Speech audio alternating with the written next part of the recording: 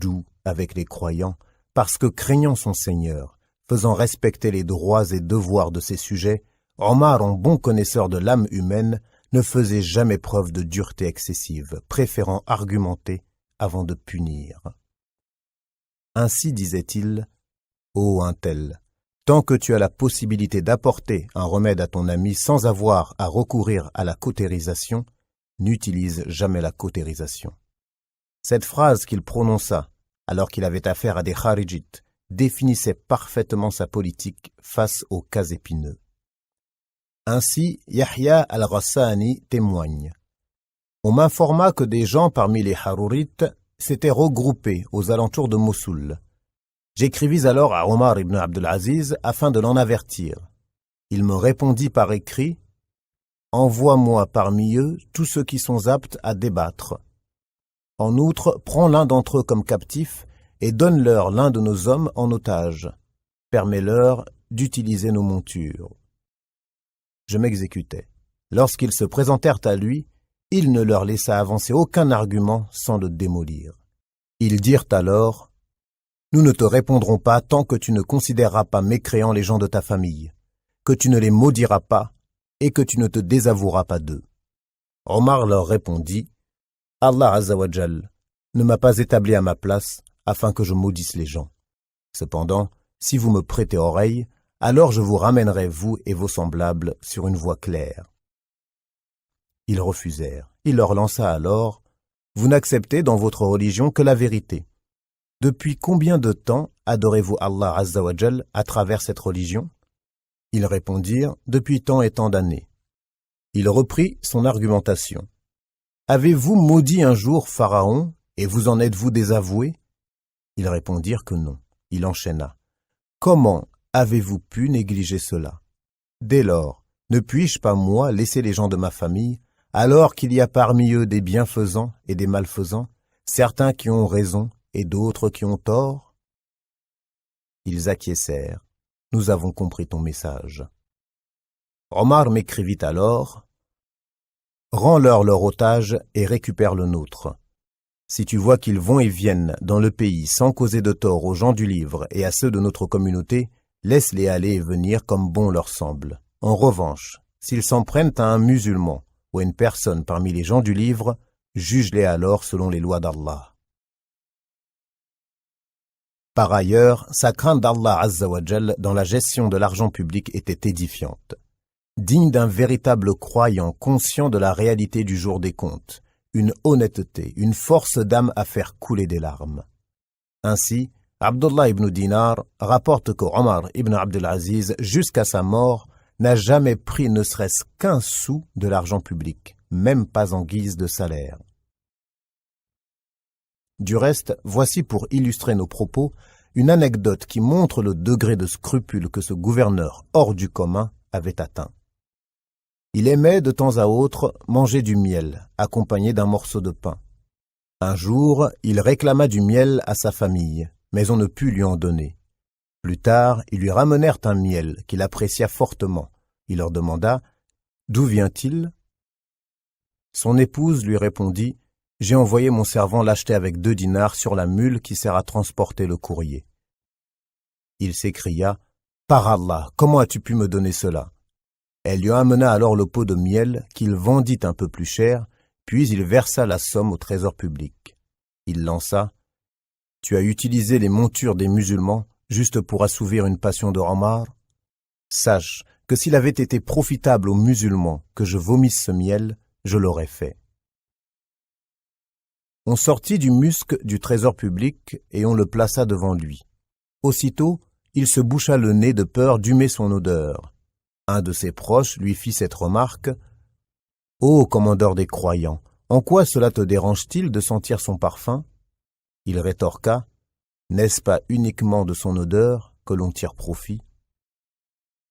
De même, il dit un jour à son épouse Fatima bint Abdel Malik, qui possédait des bijoux sans pareil offerts par son père l'ancien calife, « Fais un choix.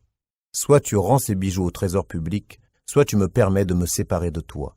En effet, une telle situation m'est insupportable. » Elle répondit, « C'est toi que je choisis, ô commandeur des croyants, et non ces bijoux. » et même si j'en avais plus encore, je te préférerais à eux. » Il ordonna alors que les bijoux soient déposés au trésor public.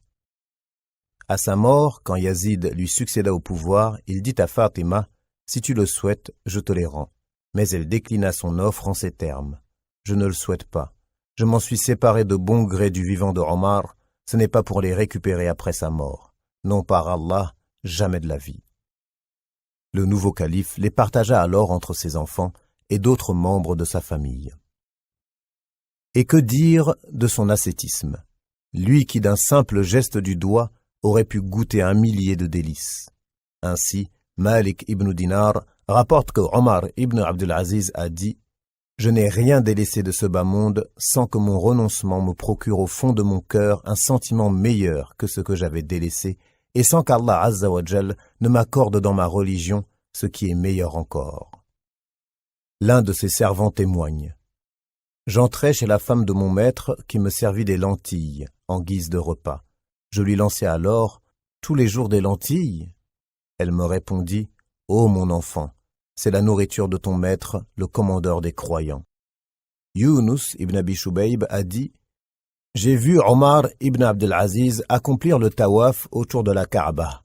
La ceinture de son pagne était cachée par le pli de son ventre bedonnant. Puis je l'ai revu après qu'on l'eut nommé calife.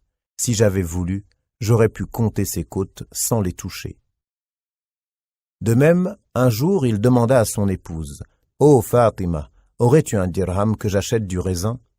Elle lui répondit « Non. » Il lui demanda alors « Aurais-tu alors un 8e de dirham que j'achète du raisin ?» Elle se tourna vers lui et lui dit « Tu es le commandeur des croyants, et tu n'as même pas un dirham, ni même un 8e de dirham pour t'acheter du raisin. » Il lui répondit « Ceci est plus facile à supporter que les carcans de l'enfer. » Raja ibn Haywa a dit « Lorsque Omar ibn Abdelaziz devint calife, on estima la valeur des habits qu'il portait à 12 dirhams, ceci englobant son chapeau, son turban, son qamis, son manteau et ses chaussons.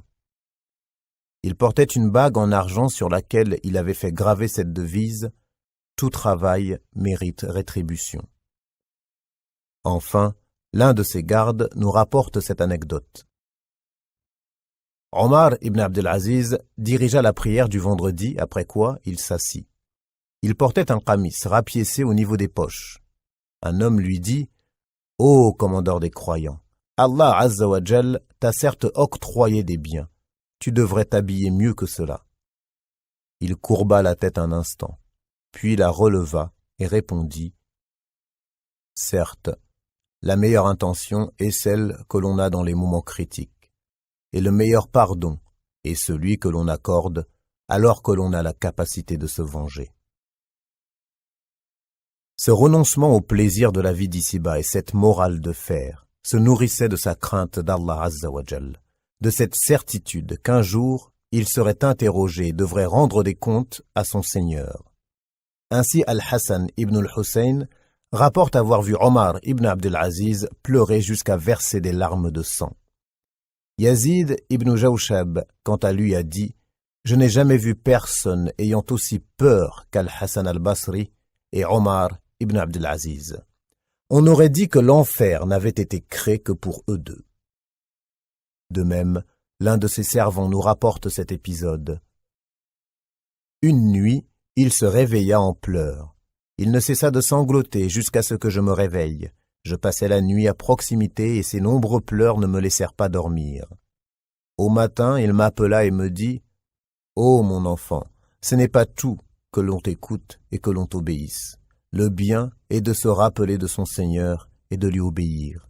Ô mon enfant, ne permets à personne aujourd'hui d'entrer auprès de moi jusqu'à ce que le jour se lève totalement, car j'ai peur de ne pas saisir ce que les gens me diront, mais aussi qu'ils ne me comprennent pas. » Je lui dis alors, « Toi pour qui je sacrifierai mon père, ô commandeur des croyants, je t'ai entendu sangloter cette nuit comme jamais auparavant. » Il se mit alors à pleurer, puis me dit, « Ô mon enfant, par Allah, je me suis souvenu de la comparution devant Allah Azza wa Jal. » Puis il s'évanouit et ne se réveilla qu'une fois le soleil haut dans le ciel.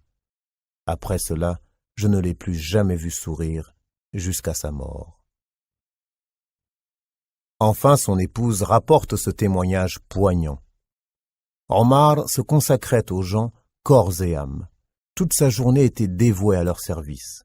Arrivé en fin d'après-midi, s'il restait encore des choses à régler, il donnait de sa personne jusqu'au soir, jusqu'à terminer entièrement sa tâche.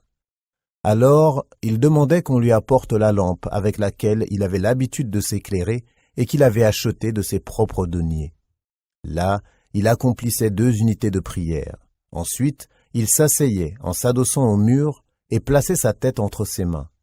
Alors ses larmes coulaient sur ses joues et on l'entendait sangloter. Je me disais, son âme a dû quitter son corps ou son foie s'est fendu. Il restait ainsi jusqu'à l'aube.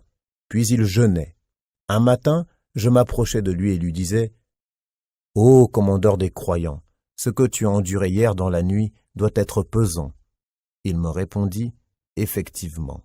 Laisse-moi mes affaires, quant à toi, tu as les tiennes. » Je lui dis « Je veux par là profiter d'une exhortation de ta part. » Il me dit « Alors, je vais t'informer. » J'ai fait mon introspection et je me suis rendu compte que l'on m'avait confié la charge de cette communauté, le jeune et le vieux, le blanc et le noir. Puis je me suis mis à penser à l'étranger qui se perd, aux pauvres dans le besoin, aux prisonniers dont on ne sait plus rien, et ce, aux 4 coins de la terre. Je sais qu'Allah Azza wa Jal m'interrogera à leur sujet, et que le prophète alayhi salatu wassalam argumentera en leur faveur contre moi. J'ai eu peur de ne pas avoir d'excuses valables devant Allah Azza wa Jal, ni d'arguments convaincants face au messager d'Allah sallallahu alayhi wa sallam. J'ai alors eu peur pour ma personne, ce qui a fait couler les larmes de mes yeux et frémir mon cœur. Plus j'y pense, et plus mon cœur frémit. Je t'ai dit de quoi il en retournait, alors tire-en une leçon, ou bien laisse-moi. On comprendra à la lecture de ces mots la réflexion suivante qu'il eut peu de temps avant que la mort l'emporte. En effet, Ibn al-Mubarak rapporte que Omar ibn Abdul Aziz a dit « J'ai beaucoup réfléchi à mon affaire et à celle des gens, et j'en suis arrivé à la conclusion que rien n'était meilleur pour moi que la mort. » Il demanda alors à Mohammed ibn Qais « Invoque pour que je meure. » Ce dernier raconte la scène. Je refusai, mais Omar se fit insistant. J'invoquai donc pour qu'il obtienne ce qu'il demandait. Il leva alors les mains et dit « Amen » à mes invocations tout en pleurant. Un de ses jeunes fils était présent et fondit en larmes à la vue des pleurs de son père. Omar ajouta « Et celui-ci avec nous. » Je l'inclus alors dans mes invocations.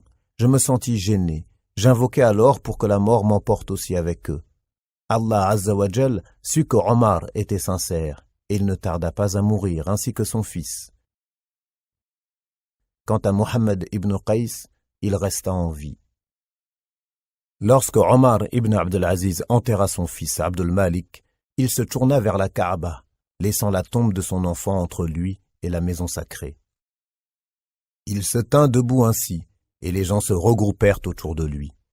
Il prononça alors ces quelques paroles. « Ô mon fils, par Allah, tu étais bon envers ton père.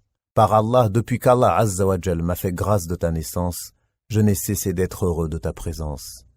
Par Allah, je n'en attendais pas autant d'Allah Azza wa Jal te concernant, mais je n'ai jamais été plus heureux depuis que je t'ai établi dans cette demeure vers laquelle Allah Azza wa Jal t'a conduit. Qu'Allah te fasse miséricorde et te pardonne tes péchés, qu'il te rétribue selon tes meilleures œuvres et qu'il fasse miséricorde à toute personne qui intercédera en ta faveur, qu'elle soit présente ou absente. Nous sommes satisfaits du décret d'Allah Azza wa Jal et nous nous soumettons entièrement à son choix. Louange à Allah, le Seigneur de l'univers. » Puis il s'en alla. On demanda à Fatima bint Abdul Malik, « À ton avis, quelle fut la cause de la maladie qui emporta ton mari ?» Elle répondit, « Je pense que ce fut principalement la peur. » En outre, Abu Zayd ad-Dimashqi a dit « Lorsque la maladie de Omar ibn Abdul Aziz s'intensifia, on fit venir un médecin. Après l'avoir ausculté, ce dernier dit « Il a été empoisonné, et je ne peux vous garantir qu'il n'en mourra pas. » Omar regarda dans sa direction et lui lança Tu ne peux pas garantir non plus que tu ne mourras pas. Qui n'a jamais été empoisonné? Le médecin lui demanda, As-tu ressenti cet empoisonnement, ô commandeur des croyants? Il répondit, Oui, je sais quand je l'ai ingurgité. Le médecin lui demanda, Veux-tu prendre un remède, ô commandeur des croyants, car je crains dans le cas contraire que ton âme ne s'en aille. Il dit, Mon Seigneur est le meilleur vers qui aller. Par Allah, si je savais que le remède se trouvait à la hauteur des lobes de mes oreilles, je ne lèverais pas la main pour le prendre. Ô Allah, fais un bon accueil à Omar. Alors qu'il était dans les affres de la mort, il dit, Je ne voudrais surtout pas que l'on allège les souffrances de mon agonie, car c'est la dernière chose pour laquelle le musulman est récompensé. Puis il demanda à ce qu'on l'aide à s'asseoir, ce qu'ils firent. Après quoi il dit, Je suis celui à qui tu as demandé d'obéir, mais j'ai été négligent, à qui tu as fixé des interdits, auxquels j'ai désobéi. Mais j'atteste qu'il n'y a de divinité digne d'adoration qu'Allah. Alors, il leva la tête et scruta avec attention des choses qui semblaient être devant lui. Sur ce, il dit, Je vois des êtres présents qui ne sont ni des humains ni des djinns. C'est à ce moment-là que son âme fut reprise. Omar ibn Abdelaziz mourut dans la ville de Khanasir dans le Cham le mercredi 25 du mois de Rajab du calendrier hégirien, le 10 février 720 grégorien.